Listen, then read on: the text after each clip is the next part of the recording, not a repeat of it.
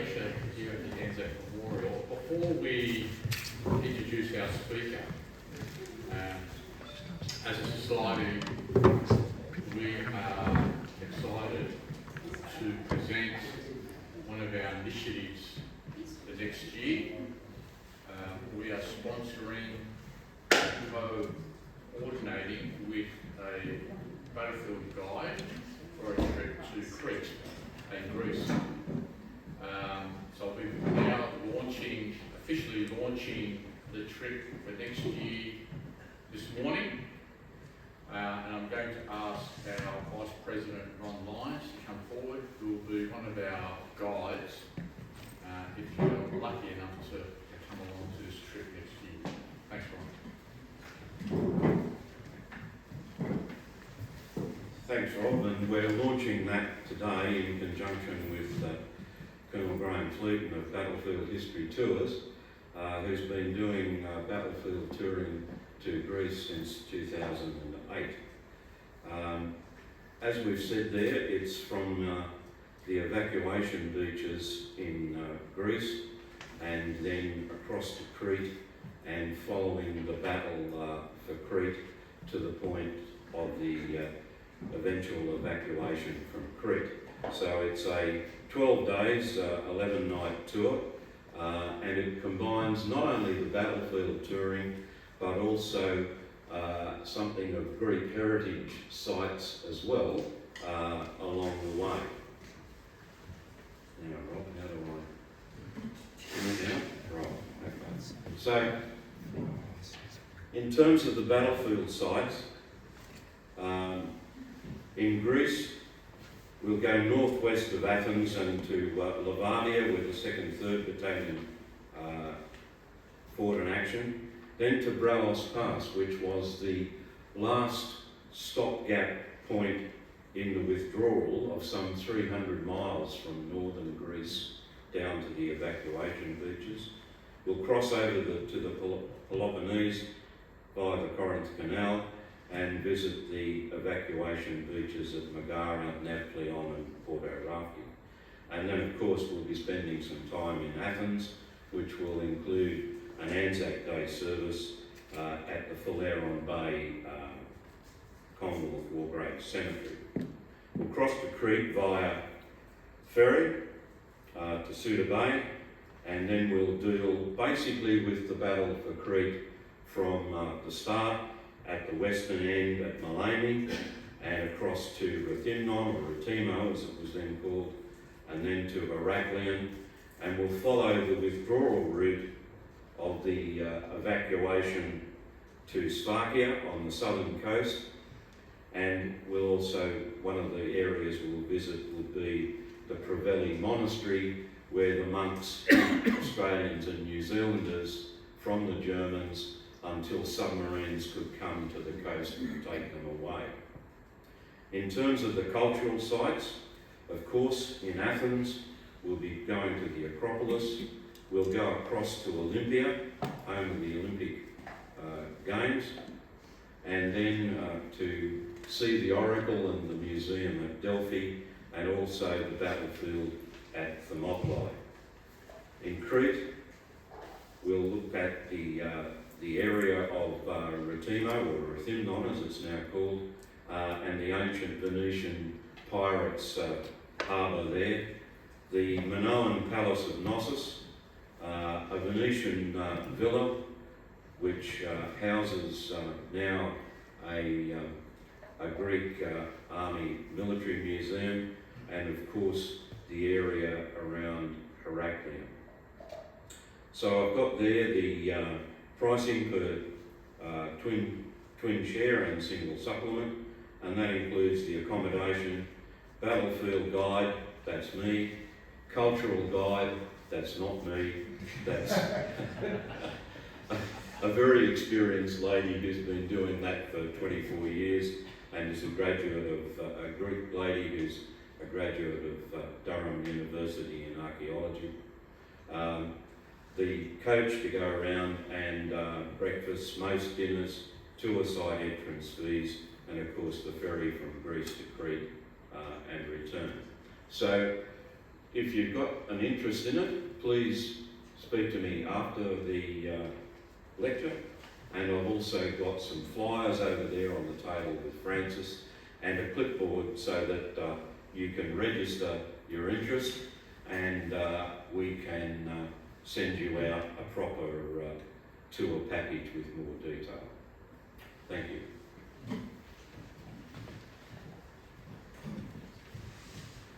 Thanks, Ron. This is a great opportunity, and you can see the price there. It's a very competitive price. Those who've been on other package deals before, it does exclude airfares, so you'll need to add your own airfare to that base price of $4,355. But again, it's a very good package, and for what you're getting, I can highly recommend having an interest at least in getting some more information. This is open to members and non-members. So if you are visitors this morning, welcome. If you're interested, yes, you can come. You're not excluded. So this is open to members and all visitors. This will be pushed out through our social media. So you've got to get in early because we've got a large following out there in the social media world, and we're hoping to get a large number of people. There is a cap of approximately, we're looking at 20 to 25 people. It's a very intimate excursion, if you like, expedition, whatever you want to call it. So we're not looking for big numbers, we are looking for an intimate group. We believe that will be the best experience for those who are travelling. So you've got to get in early. So something to think about. If you're interested in more details, please see Ron after the presentation. So just give me a moment as I get our presentation up again.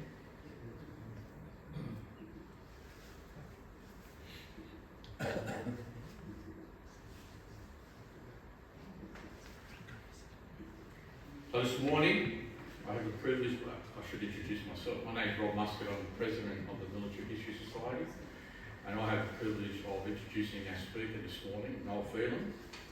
This year marks the 80th anniversary of the D-Day landings, and as you can imagine, Operation Overlord was the greatest amphibious assault in history. It was a crucial turning point in World War II. And a miracle in some respects in the planning, the logistics, the coordination and the supply. And today we have the privilege of having Noel Phelan, who will present to us the naval aspect of that landing. So that is, it's a narrower focus on the naval and amphibious aspect of that landing, as opposed to the, I know he probably will talk about the actual infantry involved, but it's more so the naval aspect of it. And Noel is a volunteer in the Naval Historical Society, where he's developed 3 Navy harbour cruises. And Noel has had numerous experience in presenting to different groups and different forums around not only Australian Navy, but also international Navy naval experiences. So we put our hands together to welcome Noel Phelan.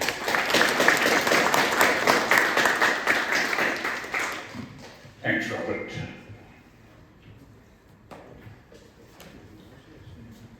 This is one of 25 presentations I have on behalf of the Maritime Museum and also the Naval Historical Society. This is a brand new one, so if I fluff some lines, you'll know why. So let's get started.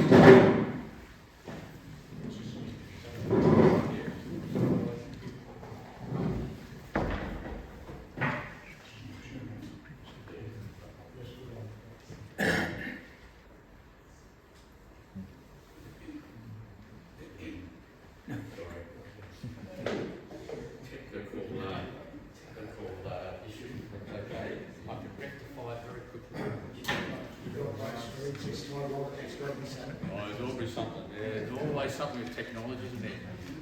It's all good. I have the solution. It's called a battery, isn't it? Actually, I am lying. It's actually my problem. It's not the technology. I don't know what it is. I'm blaming the technology. It's actually my error. All right. That's it. There you go. Right.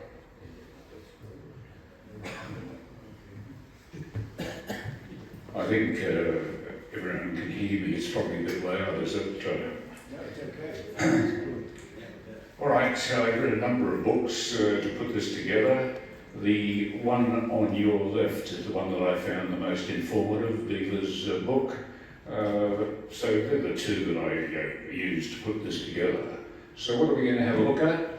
We're going to have a look at World War II about this time, the significant events, what we were trying to achieve, some statistics to give you some idea of the size of this, the key people involved, then the Operation Overlord itself, what the Germans had to make sure an invasion didn't succeed, then all the deception and confusion that was put in place to convince the Germans that it was going to happen at Calais rather than Normandy. Then we'll have a look at the detail of all the men and equipment required, the weather forecasts, which played a very important part. Then Operation Neptune, all the ships and landing craft coming into the beaches. The Mulberry Harbours, of course, which enabled all the equipment to be delivered later. And then what happened on D-Day and after D-Day. You won't see any video clips of Saving Private Ryan, by the way. All right, so let's have a bit of a timeline here. The staggering rate of casualties during World War II, and of course cities were razed to the ground. I worked in Germany for a while and near Stuttgart, and Stuttgart was just razed during the war, as were other German cities and English cities. Then we had the miracle of Dunkirk, where people expected to get tens of thousands of people off the beach, but they actually got over 300,000 off the beach. Then the Battle of Britain, of course, which stopped the invasion of Germany to England. Then I think this was a bit of a mistake, invading Russia in 1941. Then we had Pearl Harbor, and things are not going well for Hitler here right now, are they? North Africa's lost, and Italy's liberated. So it's a bit of a pressure time for Hitler and the Germans. All right, I thought I'd start out on a very positive note.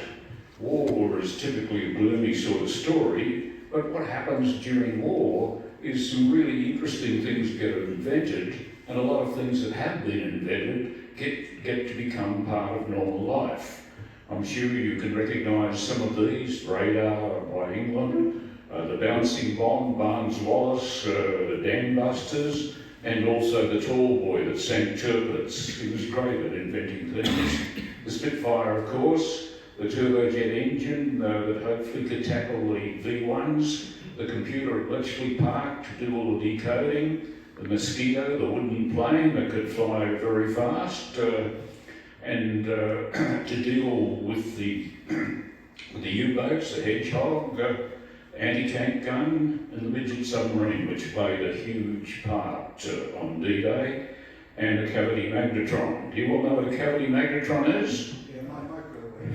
Yeah, if you go home and take a screwdriver to your microwave, you can find out. It's the reason your microwave's so heavy. So the Spitfire certainly played a great part. And I had the delight of 3 years ago of flying a Spitfire out of Duxford, the Imperial War Museum. Who's been to the Imperial War Museum, Duxford? Fantastic place. I went back day after day. So that's what a magnetron looks like. All right, so what did the United States invent? Of course, the Higgins boat, thousands of them for amphibious invasions, the atomic bomb, the Norton bomb sight. I'm just going to pick some out, which gave a lot more accurate bombing. The Jeep, very cheap transport for people and equipment. The Flying Fortress, of course, heavy bomber. The Mustang, which had Rolls-Royce engines. The Skytrain, which you probably know as a DC-3. And of course, the code breaking in the Sherman tank. Here's the Higgins boat, thousands of them built. And well, what were the Germans' inventions? The rockets, the first-time rockets, of course the jet plane, which was too late for the war, the tank, the Enigma machine, the fighter planes, the U-boats, and they had machine guns and assault rifles. So, well, what else got invented that came into everyday life? Super glue, the biro, the important things, the leaded fuel, which we since dispensed with. Leaded fuel gave you a lot more power out of your engine than without it. And the technology of photocopying, blood plasma transfusion, so all of these things came into everyday life during the war. All right, as well as all the stuff that was shipped to Britain, there was almost as much stuff shipped to Russia, the Arctic convoys. Just have a look at some of these numbers under Lend-Lease. 14,000 planes, 13,000 tanks. Now, Churchill and Roosevelt didn't trust Stalin, so guess how they demanded to be paid? In gold. And of course, once the convoy got to Russia successfully, the gold was loaded onto a typically a Royal Navy ship, and guess what? Occasionally one was sunk with lots of gold that's since been salvaged. And not just military equipment, look at this, 15 million pairs of boots. It must have been cold out there. All right, there's the photo of the fantastic miracle of Dunkirk, all the soldiers on the beach. And this is what it looked like on a ship, standing room only. All right, this is called Operation Overlord, Liberate Europe. For the people that had to participate in it, they called it Operation Overboard. Everyone that had any part to play that was leading any sort of action had a detail, each thick book of, to do, this is exactly how you got to do it. So we're going to land an army in France and surprise the Germans. Well, it's going to be a cross-channel attack. Churchill's not really keen on it to start with. He wants something that where he can show off the British Navy, the Royal Navy to great effect. This is 2 years. Stalin was promised 2 years before this that a Western front would be opened up to relieve the pressure on the Eastern front where the Russians and the Germans are in battle. And Roosevelt's attitude is, I don't want to do anything. I want the industrial might of America to show what it can do and get myself to the stage where we'll have twice what the Germans have got, which will give us victory. So he wanted to wait until all the equipment was available, and the British suffered a little bit reticent after Dunkirk. They weren't as enthusiastic as anyone. All right, so what's the critical success factors? Well, command of the air. You don't want somebody else's planes coming in and taking your ships out. Command of the sea, same reason you don't want ships coming in and taking out. Deception, try to convince the enemy of a different place. And of course, intelligence, which the resistance were very good at giving, where the German units are. So here's the key people. Interesting that Ramsey is doing this. He's the mastermind for this. He was also the mastermind for Dunkirk, getting everything that could possibly float across to Dunkirk to bring people out. Eisenhower was in charge. Why is he in charge? Well, it's nearly going to be all American equipment that's going to be used here.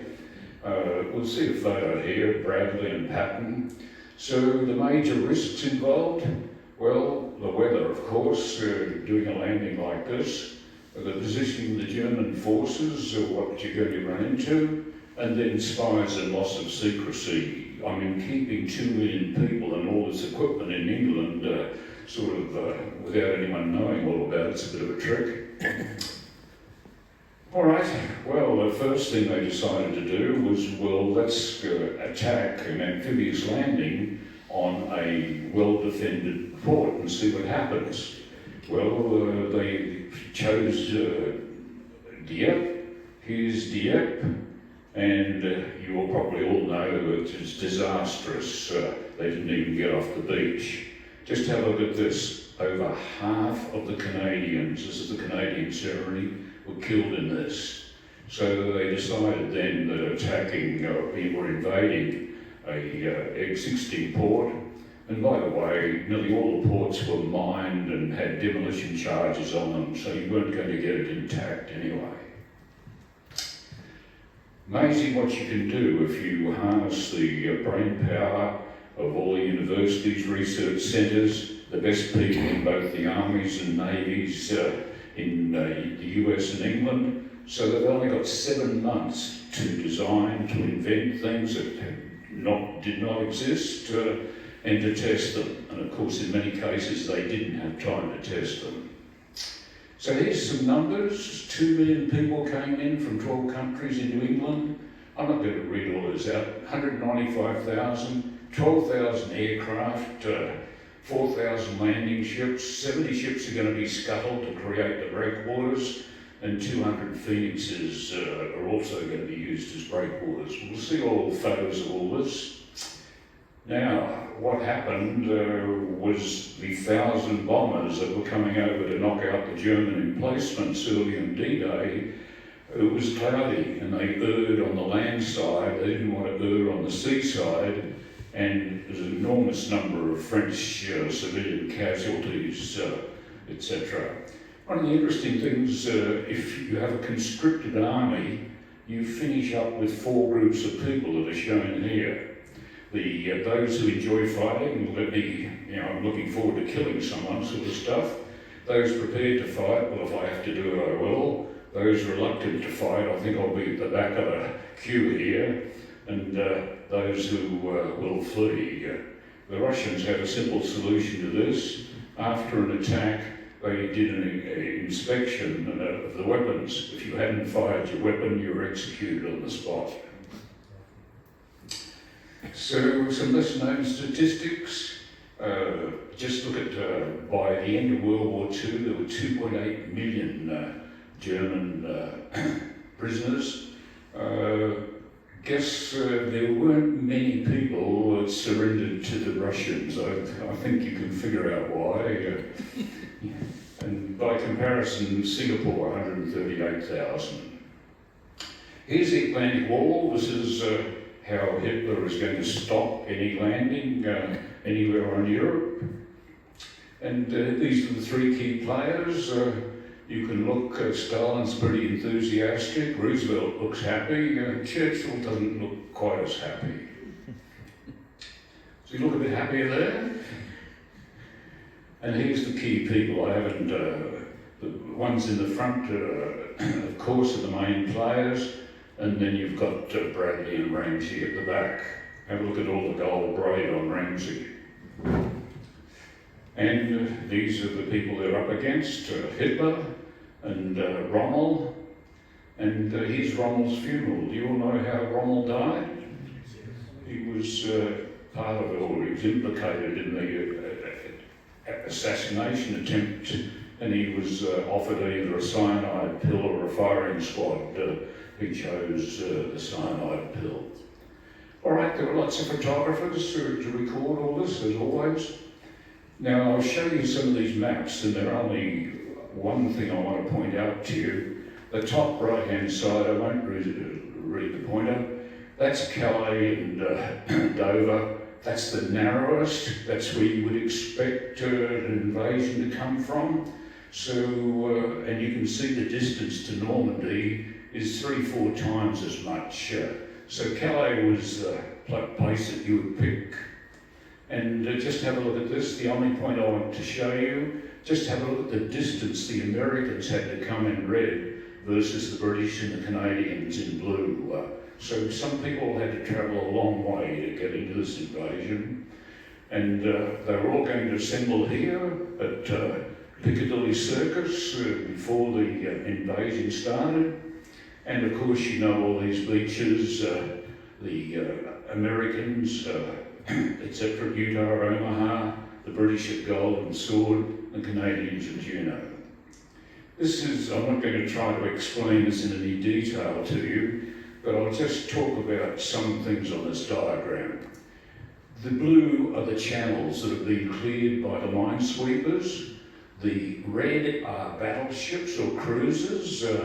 In front of them is a huge number of destroyers, and the white squares are the controls for each section of this landing. For the first time, they also controlled the Air Force from those ships. All right, the rehearsal at Slapton Sands. If you're going to do this with a whole lot of new equipment, you better at least have it, see if it works. So the Americans decide to do it at Slapton Sands. Here they are, all with their landing craft, barrage balloon. It's time to go ashore, but somebody forgot to tell the ships to stop firing. So there was a bit of friendly fire here. And then unfortunately, a number of German torpedo boats came into the area and promptly sank a couple of landing craft. Just look at the damage of the torpedo. That's the stern of one of the landing craft hit by a torpedo. Close up, enormous explosion, lots of damage. All right, so this is Normandy. Long Beach, lots of sandbars, a big tide, just like the northern part of Australia, and of course it changes the depth of the water quickly, so they'd like to do it to midway between high and low tide, with the tide coming in, and hopefully no cloud. So these conditions only occur once a month, so if you miss the time that you're planning for, you've got to wait for quite a while to go again. So at low tide, you can see the sandbars. All right, D-Days, this is the weather forecast. Now the English have an advantage. They've got access to weather forecasts in Dublin all the way out west, which the Germans don't have. So they can see a break in the weather on the 6th of June. Already though, to load all these ships and that up and to come from the distance, they're all loaded way before the 5th. So you've got people on ships. And by the way, Eisenhower, once he made the difficult decision we'll go on the 6th, had a letter in his uniform. The letter to be used if it didn't work. I am solely responsible for this problem. So he did finally delay it for the 6th, and the Germans, with their weather forecast, decide that nothing will happen this week. There's going to be storms every day. So Hitler goes to his resting place, and Rommel goes to celebrate his wife's birthday. All right, so this is pretty simple, isn't it? Just assemble all these huge armies and navies, build the components, do the strategic bombing behind Normandy and behind the whole area there to take out railways, all the stuff that can be used to bring up reinforcements, put in some deception, keep convincing it's going to be a Calais, build a virtual army in Devon, destroy the radar, which is going to confuse communication and clear the minefields. All sounds pretty simple, doesn't it? So then the sequence of events, we're going to drop paratroopers that are going to capture some bridges, put the gliders in with the group to support them and bring some equipment.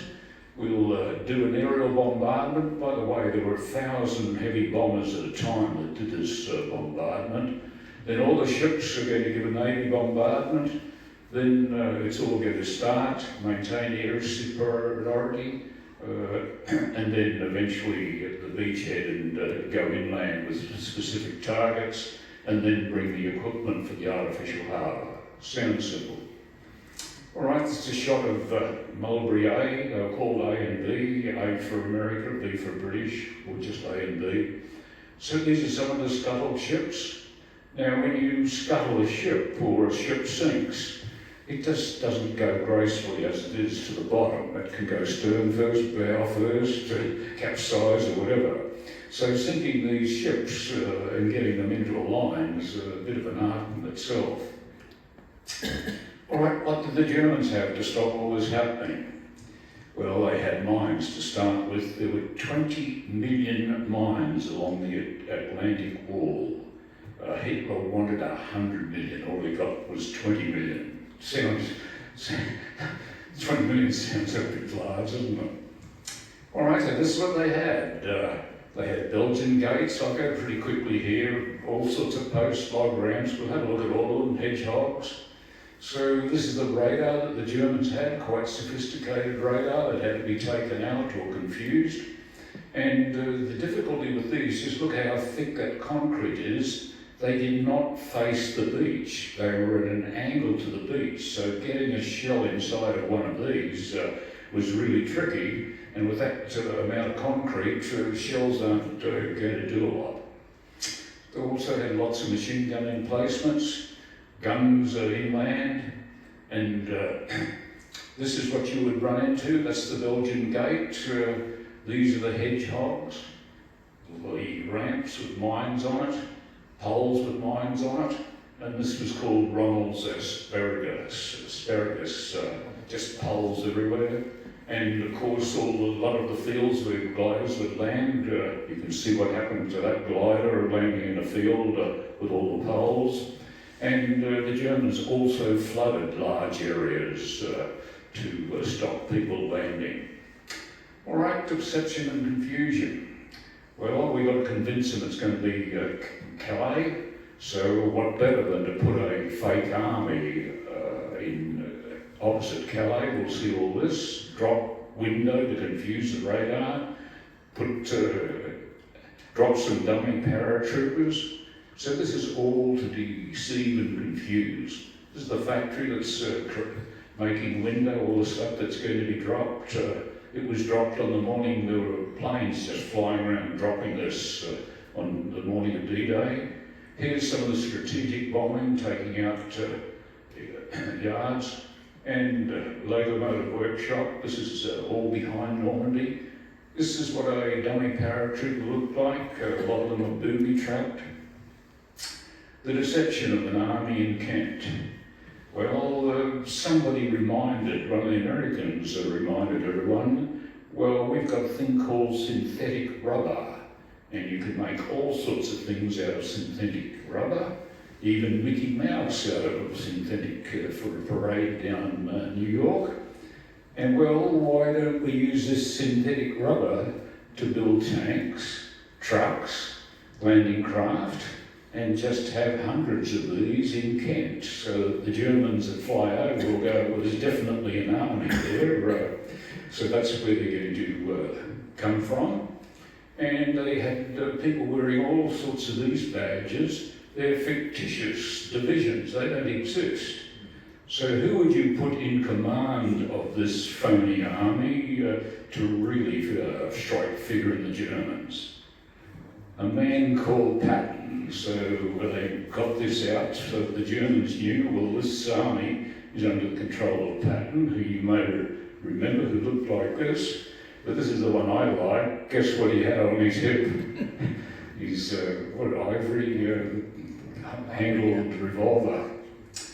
The intelligence, of course.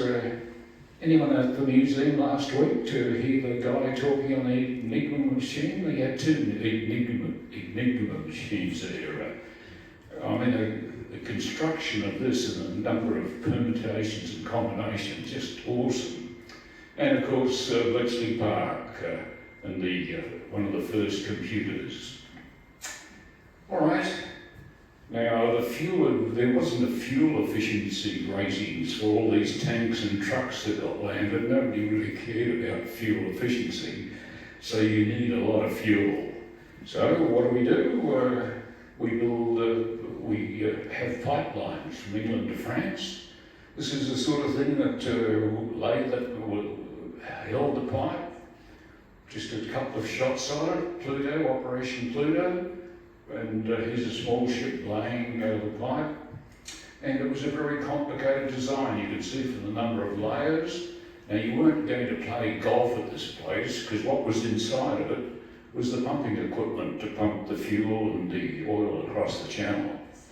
So just have a look what it took, and most of it was salvaged by the way, 23,000 tonnes of lead. Once they ran it inland, it was delivering 1 million gallons of fuel a day. The minesweepers, key part, there's over 300 of them. This is what it looked like. This is what they had to deal with, and this is how they did it. To typically cut what was holding the mine to the seafloor, or dragging it out of the way. The Liberty ships, well, all of this stuff's got to come from America, so we've got to build a huge armada actually. There were over 2,700 built, and I'll just pick out a couple of things. 12,000 tonnes, and they're going to be built with just old-fashioned, reliable stuff, reciprocating steam engines. There's not a lot of modern technology here, and they're not going to be very well armed.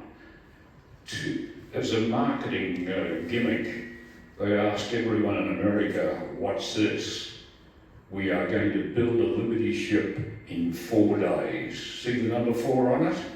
So they built a Liberty ship in 4 days.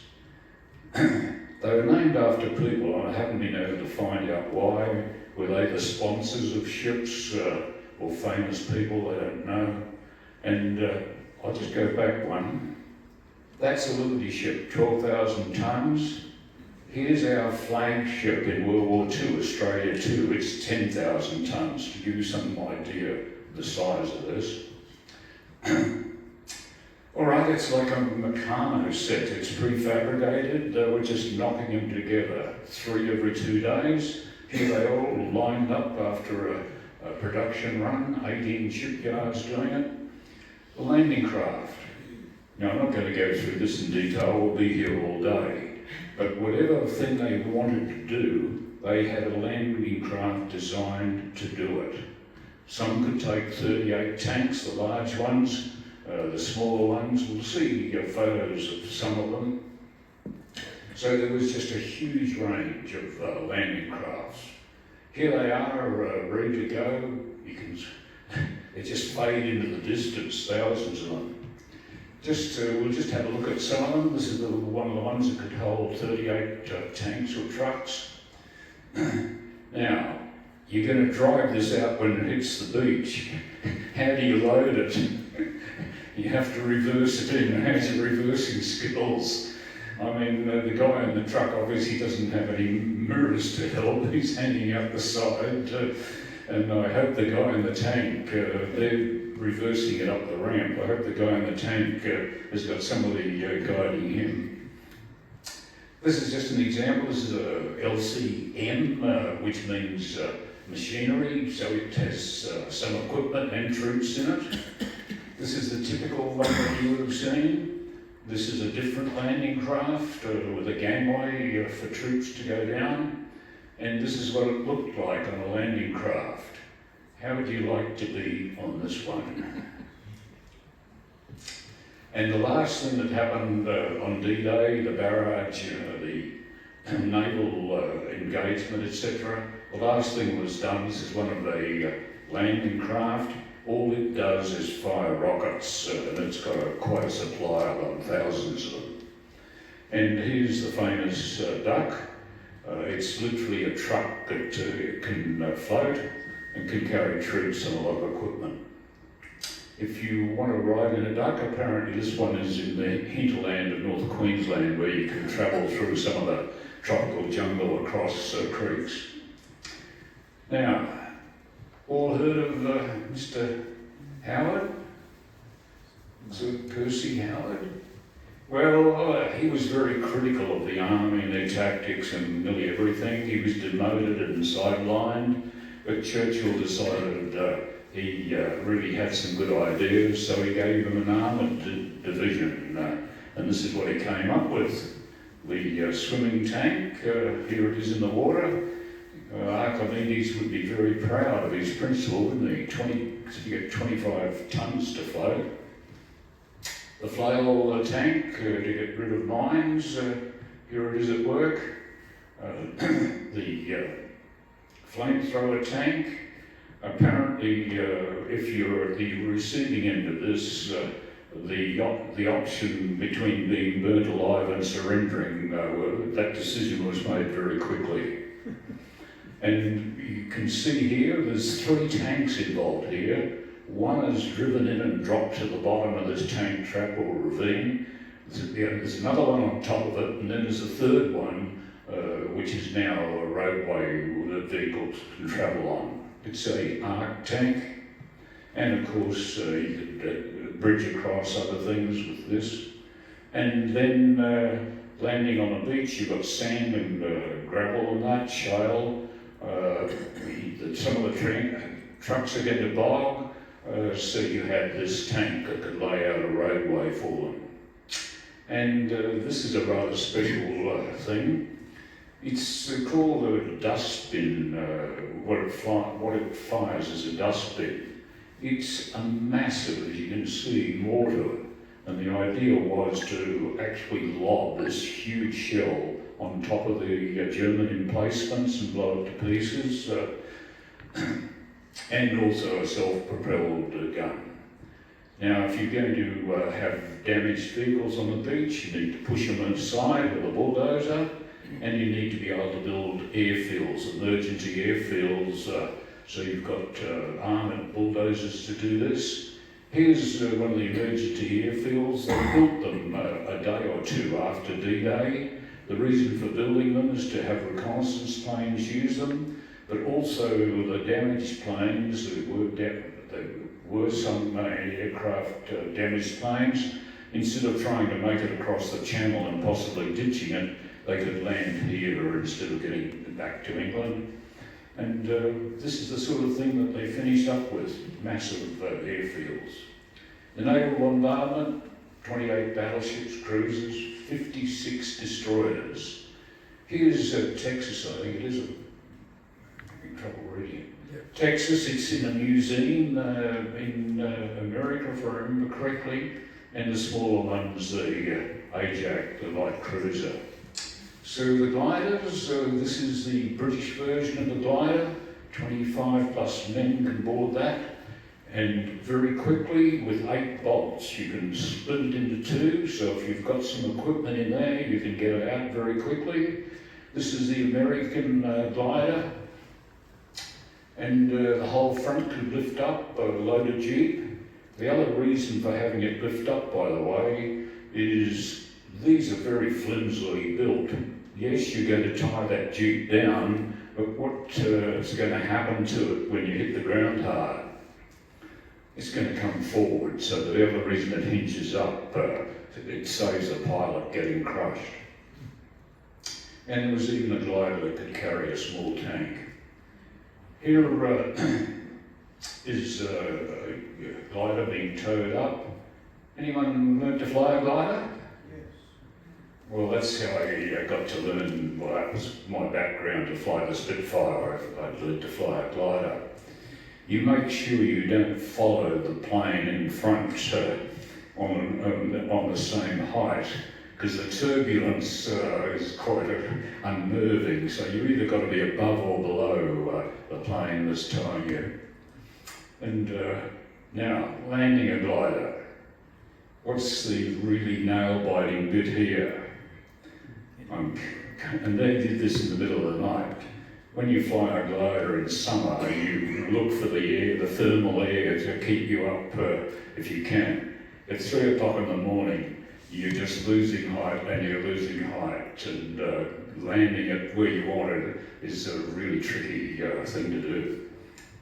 Here's just a shot of some of the gliders that have landed in the field. One we saw before with all the poles to damage them on the way in. The paratroopers, they nearly carried their own body weight, all of their equipment. Often they would have to be helped by the guy behind to get in to the glider. Well, this is how they decided to put some camouflage on their face. Eisenhower made a really big effort to see off most of the paratroopers. I'll read it for you. Your task will not be an easy one. Your enemy is well trained, well equipped and battle hardened. He will fight savagely. I have full confidence in your courage, devotion to duty, and skill in battle. We'll accept nothing less than full victory. Good luck, and let us all beseech the blessing of Almighty God upon this great and noble undertaking. That's the Sky Train, what the Americans call the Sky Train at DC3. Anyone been in the DC3? You can get a ride down to, where's our Warbirds? You can get down there from Bankstown. It's not like a modern aircraft. It's a bit noisy. Here's the paratroopers being dropped. Now, a lot of the equipment was broken down into pieces, so an artillery piece may be broken down into multiple pieces, and they'll be in the yellow parachutes. So once you find one yellow parachute, you've got to find the others to assemble the gun. The planes, of course, the Spitfire Hurricanes, the Mustang had Rolls-Royce Merlin engines in it to get it to go. And all of the planes were painted like this, stripes of black and white. When you couldn't really pick a measure snip from a Spitfire at any reasonable height, and of course that was to stop the planes being shot, stop friendly fire. There was some friendly fire, of course, people trigger happy. Hurricane, and of course the famous Lancaster and the Flying Fortress. These, as I said before, 1,000 planes at a time were doing the bombing. Famous Lancaster, Flying Fortress with all its guns. And the British had the Mosquito and the Lightning as fighter bombers. And for reconnaissance, they typically strip a lot of equipment out of the Spitfire and the Mosquito so it could go a bit faster. The photographic gear was quite heavy, and this is the reconnaissance plane that was used very successfully. It was spotting the fall of shells from the Navy and also at a later date to just where shells were falling to get help. Alright, here's the Phoenixes. This is what being built, and every bit of flat land alongside the Thames River was given over to building these. You might remember the number, there's 200 of them. The largest ones was 6,000 tonnes. 6,000 tonnes is the weight of a Navy cruiser or a couple of destroyers. Here they are being towed. Now, where are you going to hide 200 of these in the months they're going to be built? Well, there are a couple of places. Here they all are. You tow them to a place and you sink them, but you've got to be very careful. You can't sink them on, there's no steel, they're all built out of concrete, so if you sink it on a rocky bed, they're going to crack. So you've got to find some mud somewhere to sink them after construction. And guess what? Nobody knew what would happen when they sink into the mud. Despite pumping the water out that sank them, they still wouldn't float. I mean, the suction of the mud was enormous. They had to get salvage experts in to get them going again. And there was a little town called Salisbury, a little fishing village. And all of a sudden these things start appearing and being sunk outside. High security, they've got anti-aircraft batteries there, etc. So, and all of a sudden they get out to bed one morning and they're all gone. They're under tow to Normandy. So here's what we're going to do is to get good water to load and unload ships. We're going to have 3 breakwater levels of breakwaters, the bombardons, the phoenixes and the block ships. This is a diagram. You can see the bombardons furthest out from the beach, and this is what they look like. This is the sinking of Phoenix. You can see the tugs trying to get them all into position to sink them. And here they all are joined up to make a breakwater. They've got anti-aircraft guns on top, which were just unnecessary. An aerial shot of the scuttled ships. Here's a couple of photos of them. You can see they couldn't get them in much of a straight line. And these are the piers where everything's going to be unloaded. This can rise itself, this can lower and rise itself depending on the tide. And this is literally the roadway. Let me check. The whales and the beetles, here you can see, you can imagine a tank driving over it. Things are going to move the weight of the tank. What looks like a bridge is called a whale, and the thing that's supporting it all the pontoons is called a beetle. Of course, not all the time was equipment going on shore. At times there were fleets of ambulances coming back to the hospital ships. Very complicated engineering. You can imagine as the vehicles are moving over, it's all moving under its weight, and the water is not completely still, so everything had to move but not break. But unfortunately on the 19th, the worst storm in 40 years came to Normandy, and it literally destroyed Mulberry Bay. You can see the enormous damage, not to mention ships blown ashore and all sorts of things like that.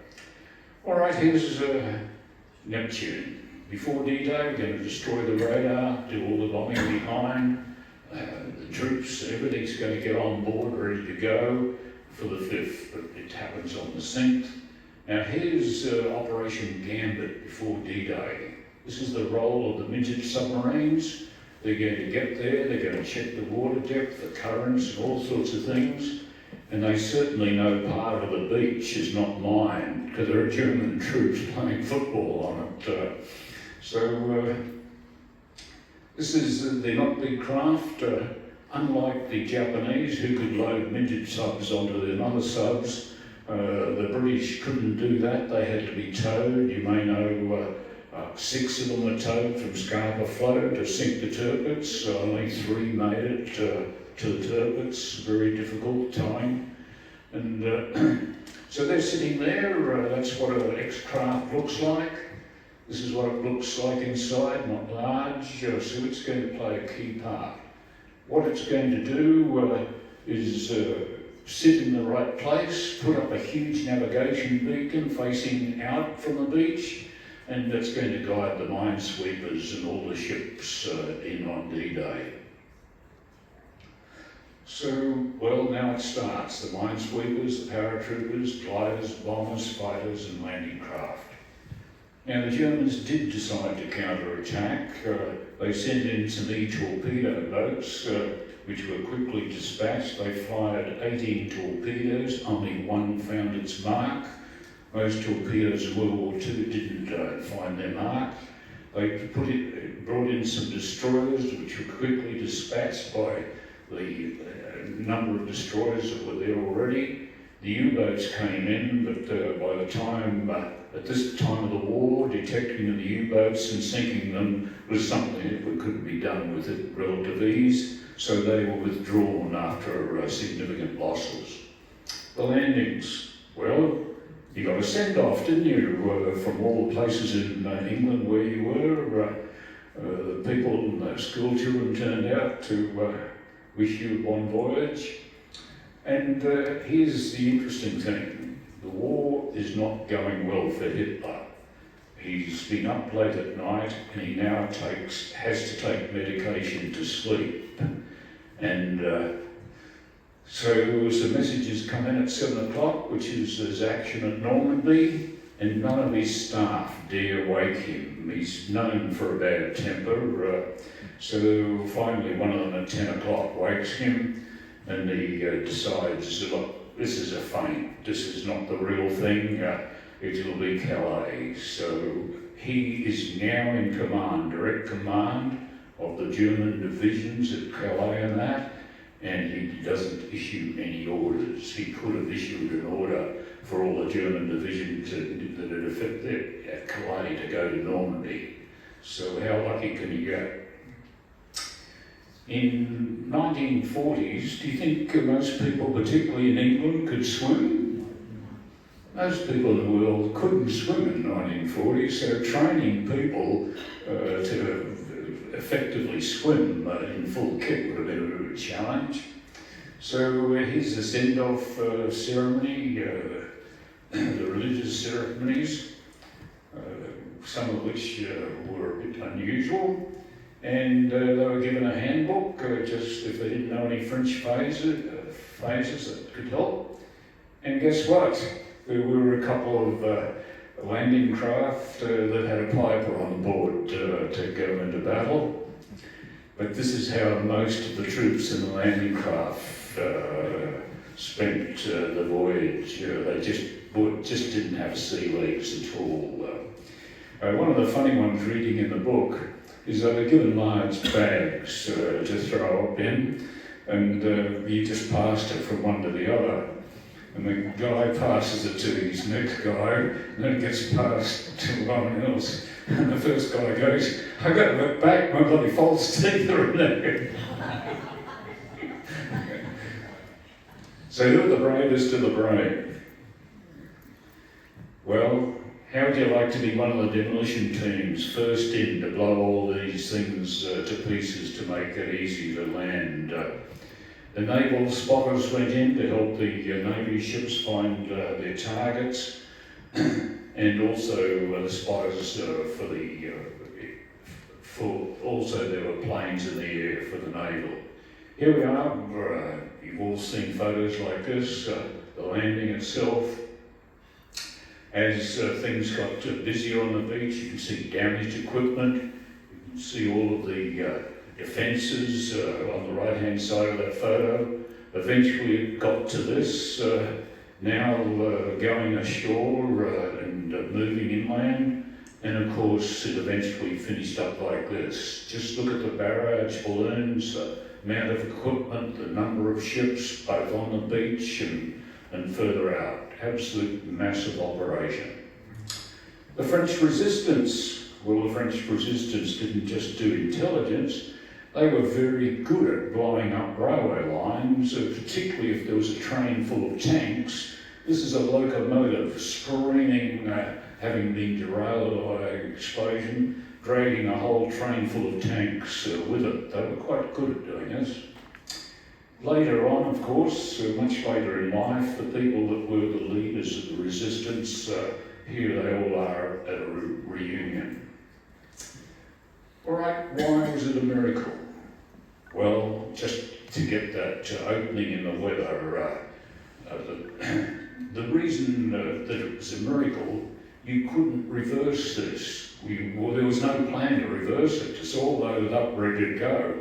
If it didn't go, there was no plan B here, and it would have been almost impossible to do anyway. The paratroopers got blown off, way off course. It was not good. The gliders, a lot of them crashed, as you saw.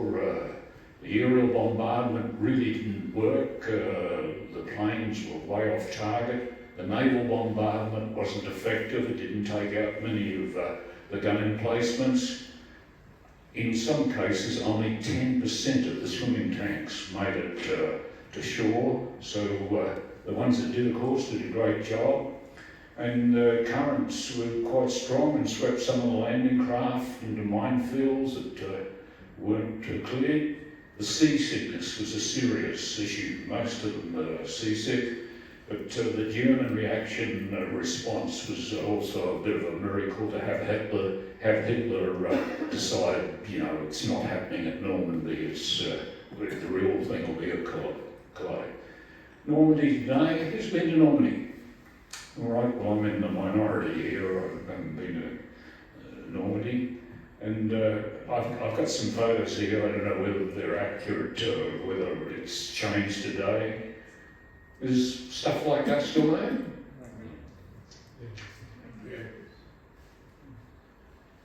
Was surely still there. Bits more pieces.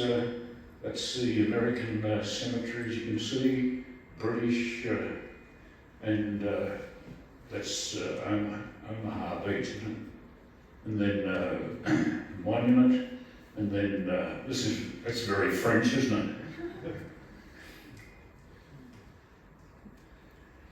All right, that's the end of the presentation. I'm allowed to give a commercial break here, am I? At the Navy Historical Society, we put together 3 cruises to take people out and give them a lot of education on the Navy and the harbour, etc.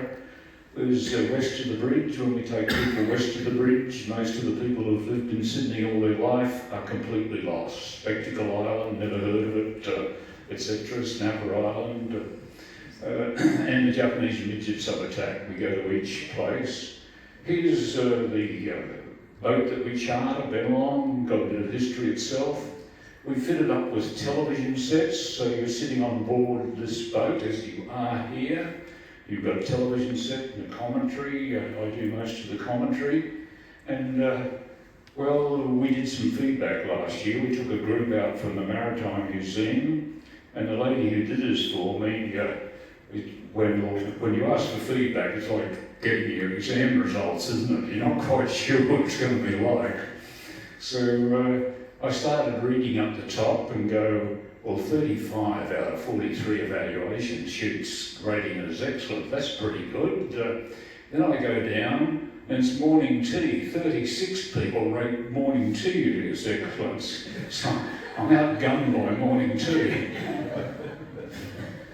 But these are some of the write-in comments. I like the one at the bottom, a must for all Australian tourists. We're finding most people know very little about Navy history, harbour history, or even the harbour itself. Now do you know why morning tea is so popular? That's the first course. And then there's all the hot stuff, the pies and sausage rolls. Most of the U3A groups and progress clubs that come out, it leaves from King Street Wharf and returns there. They've planned a lunch in a restaurant somewhere, but it's go to a bar and have a drink instead. Morning tea is enough. So, by the way, we've just announced, today's announced, we've just announced a 2-hour cruise from the harbour based on a lot of material for school students. We've just sent out an invitation to 50 independent schools. We've already had one response. That's brand new. But back to D-Day, questions? All my knowledge is having read the books.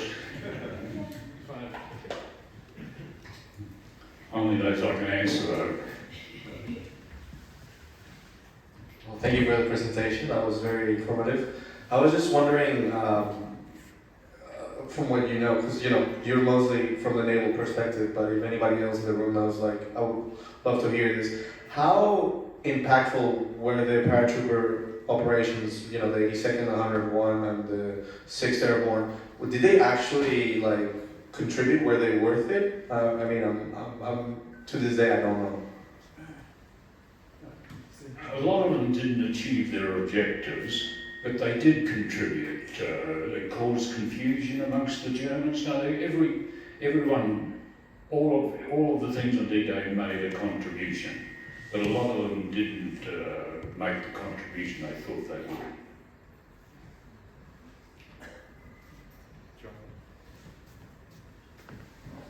The launching of the floating tank so far from the beach, was that a Navy or an Army decision to launch so far? Being from the Navy, it had to be an Army decision. No, it would have been the person in charge of the landing craft. For whatever reason, a lot of them were launched way out from the beach. Did you enjoy it?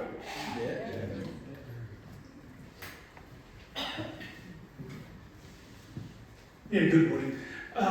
Thanks for your presentation. I'm just wondering, with regard to the need for petrol oil lubricants, that type of stuff, and the Pluto exercise, how far did that trail behind the initial wave of the invasion? How long before they got that ashore at Cherbourg? My understanding was very quick, a week or so after, because you need fuel for all this. But later on, there were tankers brought all the fuel in. It was just almost an emergency fix it in the early days.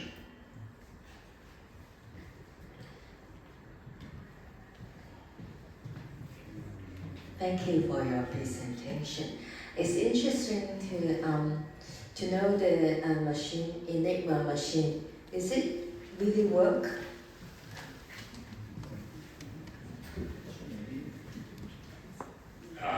As I said to you, there was a presentation at the Maritime Museum last week where a guy presented 2 Enigma machines and explained it. When you think of it, I just forget how many zillion combinations you could have using different wheels. There are about 10 settings on an Enigma machine. When you multiply that out, the chance of actually, yes, they did work, and you needed an enormous computer, which didn't always work, because they kept changing things a bit. No, it definitely played a part until they broke the code. And they added 2 more wheels to make it 5, which made it an infinite. Yes, they continuously changed it, so even if you cracked what was being done, they continuously changed it. I'm an economist, so I'm fascinated by the planning, and I'm very interested in how the production, manufacturing was organised. These would have been private American firms working in cooperation with each other. And could you tell me a little bit, how was that structured?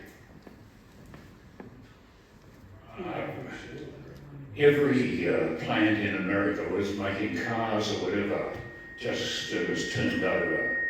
You might have noticed that a Ford factory was actually shipped to Russia. All of these plants, Willys and Ford built the Jeeps, the production of the normal stuff just stopped, and the whole of America turned into because most of the stuff came from America. Who told them what was needed?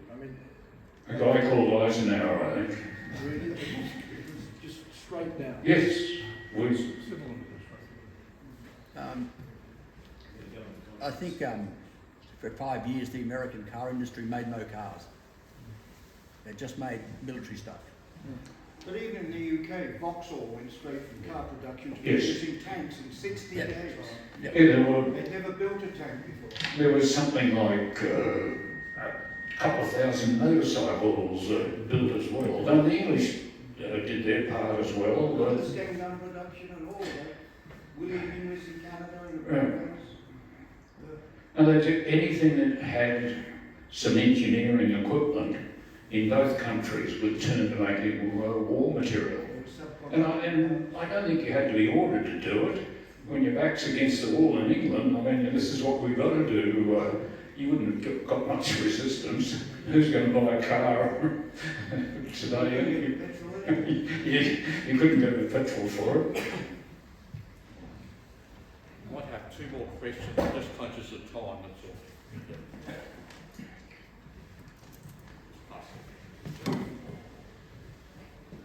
For how long was those initial beachheads the main invasion points before they went to other ports that they captured as to get supplies in? D-Day, look, I'm relying on memory here, I think about 3 months, but eventually Cherbourg and the other ports, Cherbourg was captured fairly quickly actually, a month, but it did go for months, it didn't just exist for days.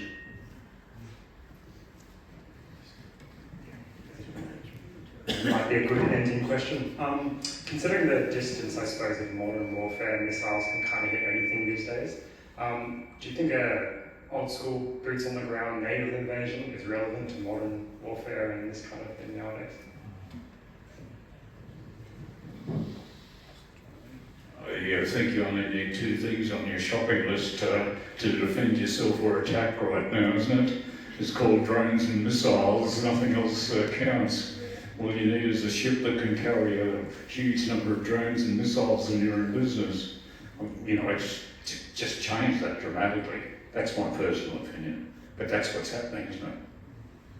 I think we might just stop it there only because we're running out of time. Considering the nature of the topic, as you could imagine, the extent and the depth involved and the amount of knowledge and information that there's available, can we just put our hands together for knowledge, just to put it all together?